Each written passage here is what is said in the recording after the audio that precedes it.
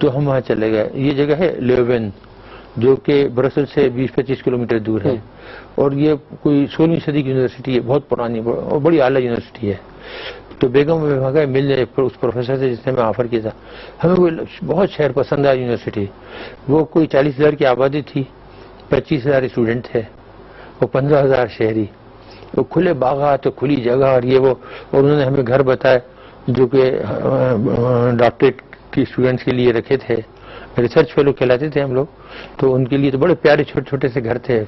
تو ڈاکٹریٹ کس میں کیا آپ نے؟ پھر میں نے ڈاکٹریٹ بھی فزیکل میٹلرجی میں کیا. فزیکل میٹلرجی میں کیا. اس کے بعد پہلی ملازمت کا آغاز کہاں سے ہوتا؟ تو پہلی بات یہ ہوئی کہ میں کیونکہ ہالینڈ میں رہا تھا, پہلے زبان بھی جانتا تھا, تو آمسٹرڈم میں ایک کمپنی تھی VMF. یہ کوئی 1 لاکھ آدمی اس میں کام کرتا تھا. اور اس کمپنی کی کیا تھی اور یہ بناتے تھے تمام دنیا بھر کی چیزیں, ریلوے انجن, شپ انجنس, ٹیکسٹائل پلانٹس, ملز, اور اسٹارچ پلانٹس, اور نیوکلیئر پلانٹس. یہ سب چیزیں لاتعداد چیزیں بناتے تھے. تو وہاں پہ مجھے انہوں نے آفر کیا فوری کہ تم ختم کر لیا ہے, کیونکہ جو پروفیسر تھا میرا وہ ہالینڈ میں بھی آتا جاتا تھا. تو انہوں نے آفر کیا تو ہم وہاں چلے گئے. اب بالکل یہ اتفاق تھا, یعنی قدرت نے کورس ڈٹرمن کیا ہوا تھا کہ جب میں وہاں گیا تو انہوں نے مجھے نیوکلیئر پلانٹ کے کام پہ لگا دیا.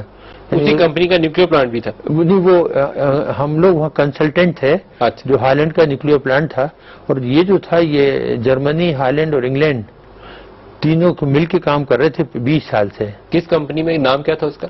وہ کمپنی تھی VMF. نہیں, جس میں نیوکلیئر سائٹ پہ وہ تھی Almelo uranium enrichment plant, uranium enrichment company. ٹھیک ہے. اچھا, یہ ٹیکنالوجی تھی, سائنٹیفک ٹیکنالوجی, یہ ان نون تھی کسی کو, بہت ٹاپ سیکرٹ تھی اور بہت ہی سافسٹیکیٹڈ.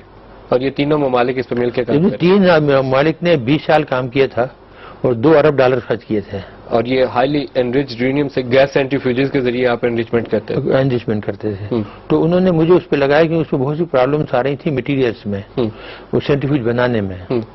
تو میں اس پہ کام کرتا تھا, میں وہاں پلانٹ پہ بھی جاتا تھا کبھی. اچھا. تو جب میں نے وہ کام کیا تو مجھے احساس ہوا یہ بہت ہی امپورٹنٹ کام ہے, بہت ہی اہم ہے, کہیں کام آ سکتا. تو میں ہمیشہ نوٹ بنا لیتا تھا بیٹھ کے, اور میں جس قدر پڑھ سکتا تھا میں نے پڑھا, جتنا لٹریچر مل سکتا تھا کتابوں میں, کتابیں مل سکتی تھیں, اس سلسلے میں نے ایک طریقے سے مہارت حاصل کر لی.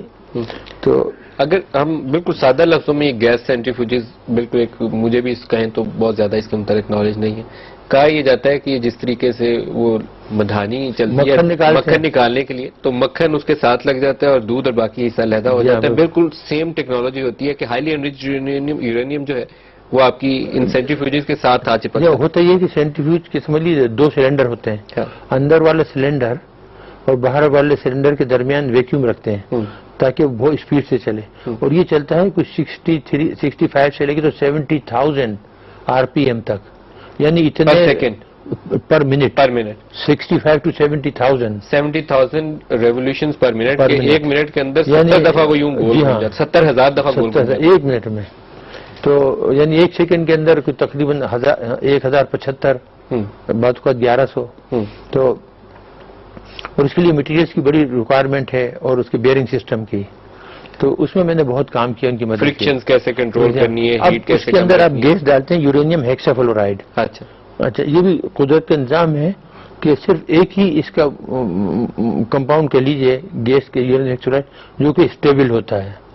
اچھا, اس گیس کو آپ ڈالتے ہیں روم ٹیمپریچر پہ سالڈ ہوتی ہے, جیسے سلفر ہوتی ہے پیلے رنگ میں.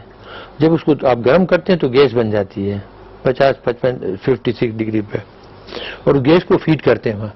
اب اس سینٹر میں گیس کو فیڈ کرتے ہیں اور وہ میگنیٹک بیئرنگ ہوتے ہیں, کنیکشن میکینیکل کنیکشن نہیں ہوتا, مثلا یہ سوراخ ہے, اس میں یہ گیس ڈال رہے ہیں آپ, اور جب وہ گیس اندر جاتی ہے تو وہ جو فل اسپیڈ سے جو ہیوی آئسوٹوپس ہوتے ہیں 238 وہ باہر کی طرف چلے جاتے ہیں جس طرح مکھن کرتے ہیں, اور جو لائٹ ہوتے ہیں 235 وہ سینٹر میں رہتے ہیں, اور پھر وہاں ٹیوب لگائے ہوتے ہیں, تو ان ٹیوب سے وہ پھر دوسری مشین میں جاتی ہے, وہاں سے تیسری مشین میں جاتی ہے.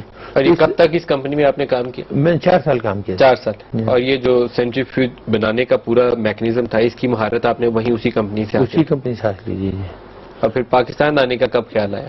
دیکھیے 74 میں جب انڈیا نے دھماکہ کیا تو میں 71 سے بہت پریشان تھا جب ہمارا پاکستان ٹوٹ گیا تھا, بڑا دکھ ہوا تھا. تو اس وقت مجھے خیال آیا کہ اب کیونکہ ہندوستان ایٹمی قوت بن گیا ہے تو اب ہماری جو ہماری آرمی کی کہاوت ہے نا فوجیوں کی کہ اب گوس کوک ہو گئی, تو ہماری گوس کوک ہو گئی تھی اس وقت. اور اس میں یہ تھا کہ میرا اپنا ہی اندازہ تھا اور میرا خیال ہے کہ میں اس میں کسی قسم کی مبالغہ نہیں کر رہا کہ زیادہ سے زیادہ 10 سال بھی نہیں لگتے ہمیں کہ وہ پاکستان توڑ دیتے ہندوستانی. وہ کشمیر پر قبضہ کر لیتے بائی فورس اور ممکن ہے وہ خالصتان کے چکر میں لاہور پر بھی قبضہ کر لیتے اور ہم کچھ بھی نہیں کر سکتے کیونکہ ایک بڑا ملک ہو جس کے پاس ایٹمی قوت بھی ہو تو آپ کی کیا جرات ہوگی اس کے مقابلے میں کھڑے. یہ وہی حال ہو جاتا ہے جیسے اسرائیل ہے گا 5 ملین کی تو آبادی ہے لیکن دیکھیے اربوں کی کیا چار ہے نیوکلیر پاور کی وجہ سے. تو اس وقت پھر میں نے بھٹو صاحب کو لکھا کہ مجھے اس فیلڈ میں بہت مہارت ہے اور میں گائیڈ کر سکتا ہوں, اگر آپ اس پہ کام کریں تو ہم لوگ اس میں مہارت حاصل کر سکتے ہیں. تو پھر انہوں نے مجھے فوری بلا بھیجا. جب ایٹمی پروگرام ہے پاکستان کا وہ اس سے پہلے پاکستان ایٹامک انرجی کمیشن بن چکا تھا. جی لیکن آپ اس وقت اس کے ساتھ ایسوسیٹ نہیں ہوئے؟ انہوں نے کچھ بھی نہیں کیا تھا, وہ تو آرم چیئر سائنٹسٹ تھے سب. وہ یہ پنسٹیک بنا ہوا تھا جو کہ ایڈورڈ اسٹون نے بنایا تھا امریکن نے, اور باہر سے سب امپورٹڈ مٹیریل تھے. وہ جو چھوٹا سا ایک ریئیکٹر لگا تھا ریسرچ ریئیکٹر امریکہ نے دیا تھا, بس لوگ باہر سے پڑھ کے آگے بیٹھتے تھے اور وہ اپنے خالی یہ کاغذی جمع خرچ کا بھی چھوٹا راست اس وقت ذوالفقار علی بھٹو پرائم منسٹر تھے خط لکھا ڈائریکٹ ان سائنٹسٹ وغیرہ سے رابطہ نہیں؟ آپ نہیں کوئی میرا کسی تعلق نہیں تھا. تو ذوالفقار علی بھٹو صاحب کا کیا رد عمل تھا؟ یہ اس کو آپ معجزہ کہہ سکتے ہیں.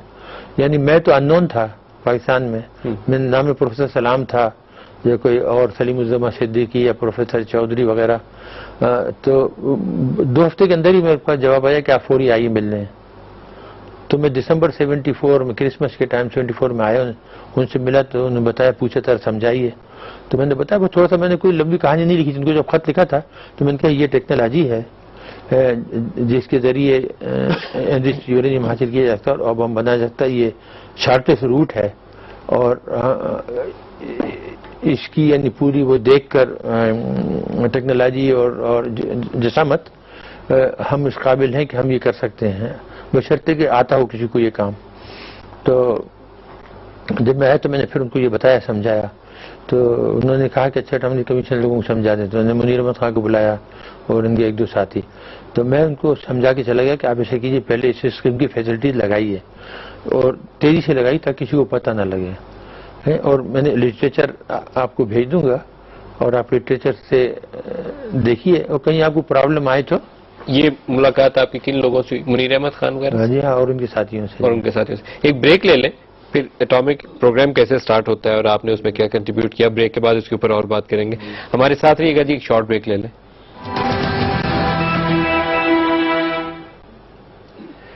پروگرام میں دوبارہ خوش آمدید کہتے ہیں. آج ہمارے ساتھ مہمان شخصیت ہیں پاکستان کے ممتاز ایٹمی سائنسدان ڈاکٹر عبدالقدیر خان.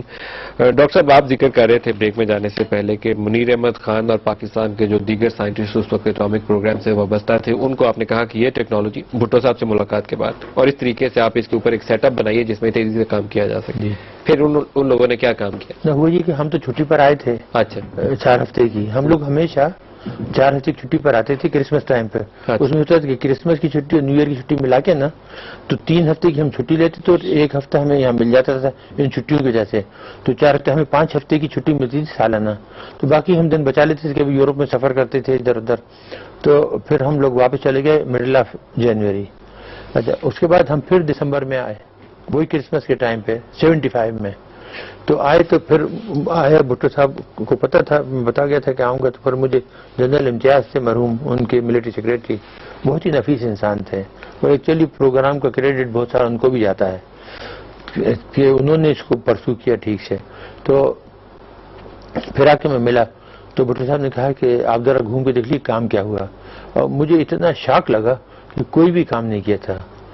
ایک چھوٹی سی ایئرپورٹ کے قریب وہ تھوڑی سی ورکشاپ تھی, اس میں 10-12 ٹیکنیشین بیٹھے ہوئے تھے اور ایک صاحب بیٹھے تھے, اپنے کو ماہر کہتے تھے, اور وہاں بیٹھے ہوئے ایک طریقے سے شعبدہ بازی کر رہے تھے.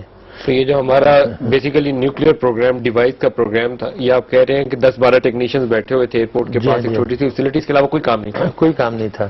پھر یہ آگے کیسے چلا؟ میں جب دیکھ داکھ کے تو پھر میں نے بھٹو صاحب کو بتایا. تو اب یہ بھی تھا جب میں جا کے ان سے ملا اور میں نے بتایا کہ اسی طرح کوئی کام نہیں ہوا، تو انہوں نے پوچھا کہ اب آپ کا کیا پروگرام؟ میں نے کہا جی ہم 15-16 کے لگ بھگ واپس جا رہے ہیں. تو ایک دم کہتے کہ نہیں ڈاکٹر صاحب آپ واپس نہ جائیے. میں نے کہا سر آپ کیا بات کر رہے ہیں، میں کام کر رہا ہوں، چھٹی پر آیا ہوں، بیگم میری وہاں کی ہیں، ان کے والدین وہاں ہیں، اکیلی بیٹی ہیں اپنے والدین کی، بچی ہماری چھوٹی چھوٹی تھیں، ایک 7 سال کی، ایک 5 سال کی پڑھ رہی ہیں. تو نہیں ڈاکٹر صاحب اگر آپ چلے گئے پھر یہ کام نہیں ہوگا. تو میں نے کہا میں جا کے وہاں سے چند مہینے بعد آ جاؤں گا چھٹی لے کے یا ریزائن کر کے. تو کہنے نہیں پلیز اب آپ نہ جائیں. ان کو یہ یقین تھا کہ میں نکل کے واپس چل گیا پھر نہیں آؤں گا، اور ممکن ہے اس میں صحیح بھی تھے، ممکن ہے میرا ارادہ بدل جاتا.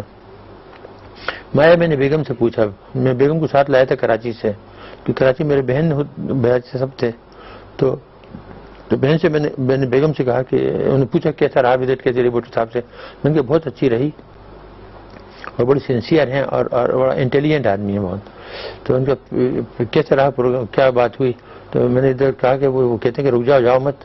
تو ایک دم کہتے ہیں کہ کیا بات کر رہے ہو ہم چھٹی پر آئے ہیں، تم وہاں اتنے برس سے ہو، 15 برس ہونے کو آ گئے، تم اتنے اعلیٰ جاب ہے تمہارے پاس، اور تمہارے پاس پروفیسرشپ کے آفر ہیں، اور میں تو یہی سوچ رہی ہوں کہ والد تمہارے تعلیم میں تھے اور تم نے ہمیشہ یہی اشارہ دیا تھا کہ تم پروفیسر بنو گے، اور اب تم بالکل وہاں پہنچ گئے ہو، پروفیسرشپ کے آفر آ رہے ہیں. تو نہیں ایسا تو نہیں ہو سکتا. تو میں نے کہا ٹھیک ہے ہم واپس جا رہے ہیں. تو انہوں نے کہا کہ نہیں بیٹھ جاؤ لیٹ می سوالو اٹ. تو کتنے اچھا ایک بتاؤ ایمانداری سے ایک بات کہ اگر تم یہاں رکتے ہو تو ملک کے لیے کوئی اچھا کام کر سکتے ہو. میں نے کہا کہ اس میں کوئی مبالغہ آری نہیں ہے، میرے علاوہ دنیا کا کوئی شخص یہ کام پاکستان کے لیے نہیں کر سکتا، واحد آدمی. تو ان کا پھر ٹھیک ہے ہم رکتے ہیں. اچھا انہوں نے سپورٹ کیا اس بات پہ کہ آپ پاکستان کے لیے کام کر سکتے ہیں، تو پھر رک جاتے ہیں. تو پھر یہ طے پایا کہ ان کا میں چلی جاؤں گی گھر بچیوں کو لے کے. میں جا کے والدین کو سمجھا دوں گی کہ تم اتنے عرصے سے باہر تھے، تقریباً 15 سال سے، اور تمہاری والدہ اور سب بہن بھائی بہت پیچھے پڑے کہ آپ آ جاؤ، تو تمہیں ایک اچھا آفر مل گیا ہے. تو مجھے بھی ملک بہت پسند ہے، میں افریقہ میں پلی بڑی ہوں، گرم ملک ہے، بڑی بڑی کشادہ جگہیں ہیں، گھر اچھے ہیں بڑے بڑے. تو اور ان کو میں منا لوں گی کہ ہم سمر کی چھٹیاں آپ کے ساتھ گزارا کریں گے.